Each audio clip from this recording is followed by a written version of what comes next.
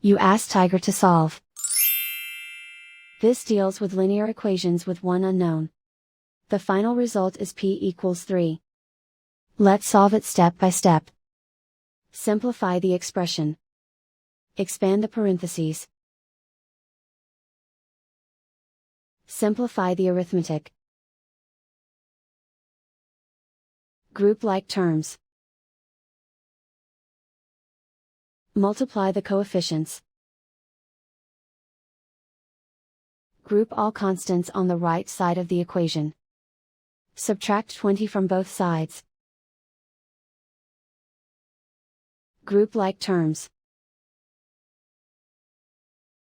Simplify the arithmetic.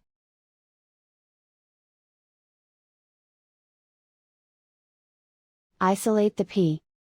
Divide both sides by -4. Cancel out the negatives.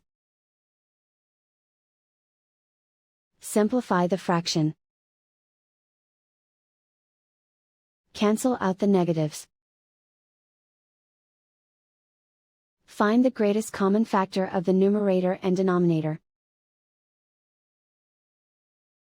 Factor out and cancel the greatest common factor. And so the final result is p equals 3.